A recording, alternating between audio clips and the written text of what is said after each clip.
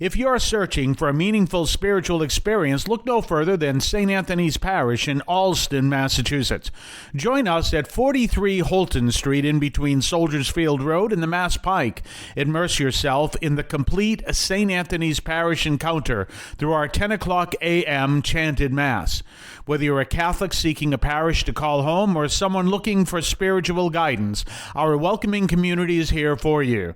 Visit our website at www.stanthonyalston.org for more information.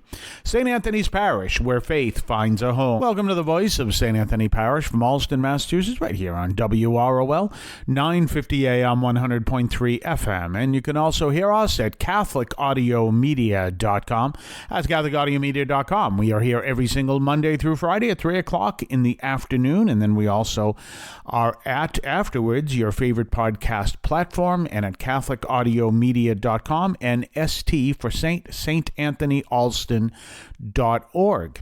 Well, we're looking at preparing for Lent, which we will be in the midst of in 2 weeks, because a week from this past Wednesday, or 2 weeks from this past Wednesday, is Ash Wednesday.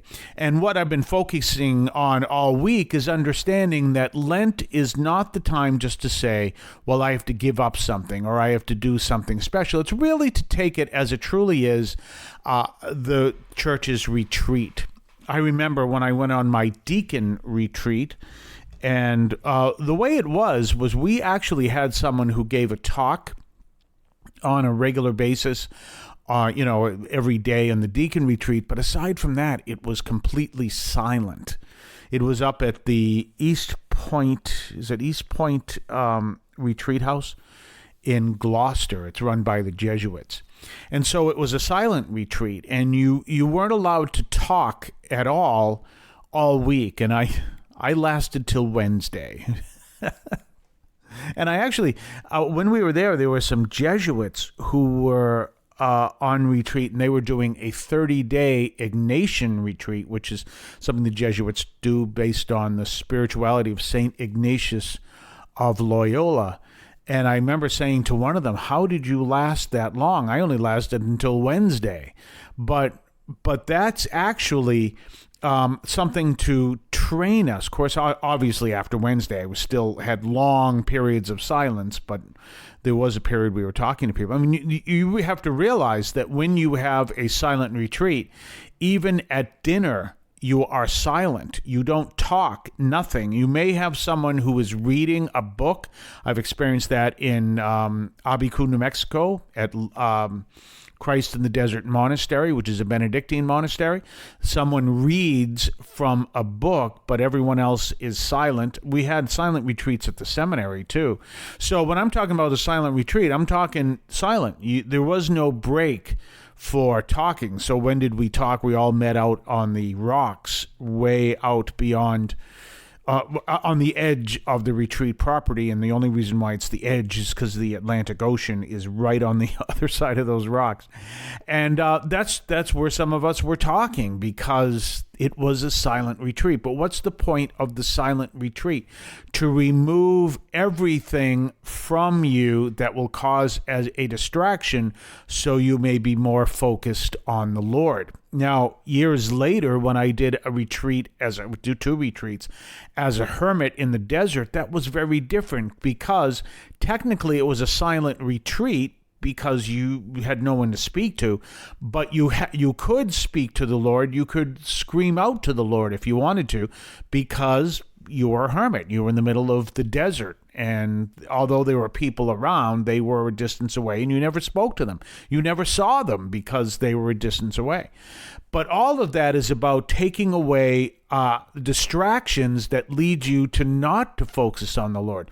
So here during Lent, this is a great time to look at those things that are leading you not to focus on the Lord and focusing elsewhere, and maybe complicating your life as well, and how to remove them from your experience, remove them at least during Lent, so that you may be more focused on the Lord. You need the two ingredients. Don't just give up one. You need to give up one and embrace another. And Jesus himself said that. He talked about the warning of if you have a situation where he gives the example of demon is cast out of a house, and later it comes back with 7 demons and finds the whole house all cleaned up and everything else. And what he's talking about is if you don't put something else in place of what you removed, that's what's going to happen. Well, if you're focusing on just denying yourself something without embracing something else to replace it, you're going to fail in both counts. And that's one of the things that we have to realize. So that whole thing of like being silent has to be replaced by a deeper form of prayer during that time. Otherwise, it's not going to work. And maybe that's why it didn't work. I wasn't as focused on prayer as I should have been, I suppose. I don't know. It was 30 some odd years ago, so I can't remember. But you see what I'm saying? That kind of a thing is important. We're going to talk more on the other side of the break. You're listening to the voice of St. Anthony Parish from Alston, Massachusetts, right here on WROL. We'll be right back right after this. Hey, we're going to have a great celebration next week. It's called the Animae Magna. That's what we're calling it. It's not an official celebration. It's our celebration, celebrating big souls in preparation for Super Bowl Sunday, and what follows is Lent. So tune us in. Let's look at a little sample of what we're going to listen to next week. I focused on Fran Tarkenton. I focused on Vince Lombardi. I focused on Tom Brady, of course. I am, in fact, a New Englander. And I focused on all those things, but remember, it's not a person who wins, it's a team. That's coming up next week when we're going to be celebrating the Animae Magna. We're going to recognize the big souls as we prepare for Super Bowl Sunday and Lent coming up next. And we're going to talk a little bit of Fran Tarkenton. We're going to talk a little bit of Tom Brady. We're going to talk a little bit of Vince Lombardi and a little bit more. So look at that for next week. Tune us in as we prepare for Super Bowl Sunday and Lent that comes afterwards. We'll see you then. So we're back, and we're talking about this preparing for Lent and understanding that if you're going to give something up, you have to replace it with something else.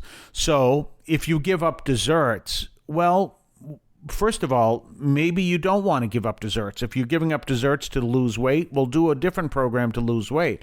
But if you're giving up desserts as a penance, then maybe say an extra prayer or say something, add to your prayer the people who don't even have the luxury of having a choice of dessert, who may be struggling with hunger, and then maybe contribute to, as part of the almsgiving, some agency that takes care of people who feed those who are hungry. All kinds of things you can do with that. Or maybe you might want to volunteer instead of helping, or instead of donating, maybe want to volunteer at some kind of a soup kitchen that may be around in your area.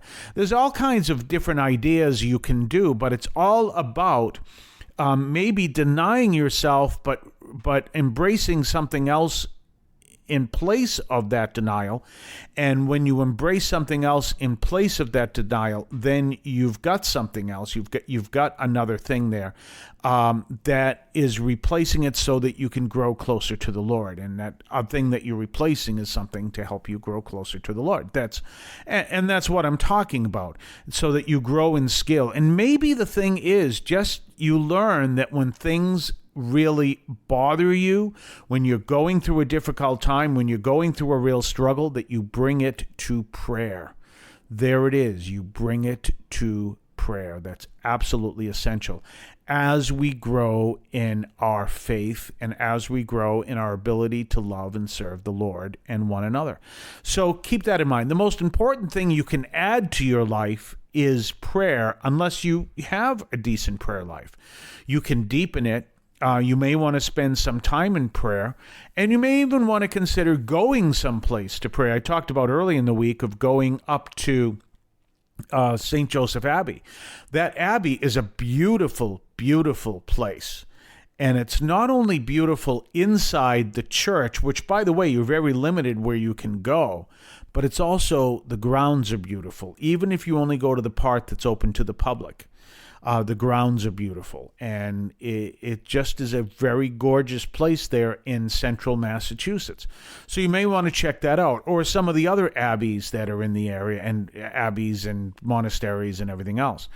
And and do that as an adventurous way to pray. If you're living up in the Athol area, you might, in Petersham, obviously, you may want to check out the only one of two, and the only one in North America that I know of, monastery, Benedictine monastery, that has men and women. The women are on one side they're actually in their own monastery on the left side of the chapel, and there's an entrance goes right into the chapel, and the men are on the right side, the monastery on the right side of the chapel. It's the only one that's male and female, and you can go up there and experience anytime they do any of the breviary, which they sing, and that's a powerful thing as well. You can also do that up at Spencer. You can do that down in Hingham at Glastonbury Abbey. You can do that in a lot of places, and that's an adventurous way to pray. By the way,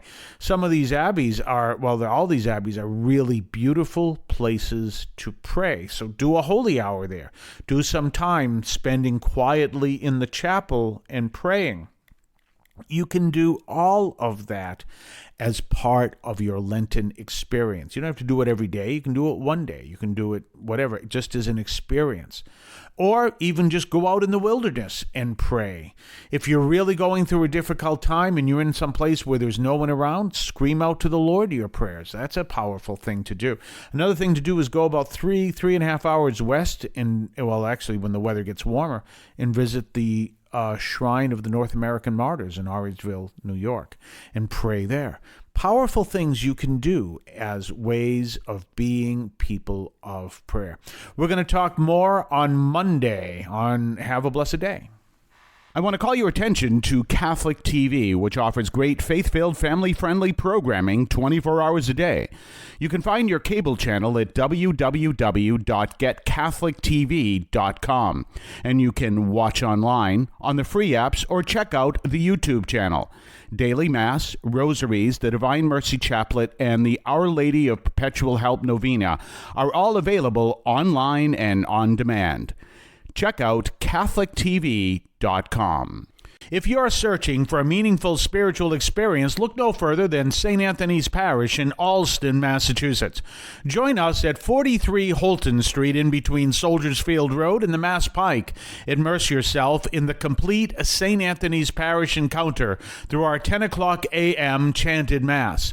Whether you're a Catholic seeking a parish to call home or someone looking for spiritual guidance, our welcoming community is here for you.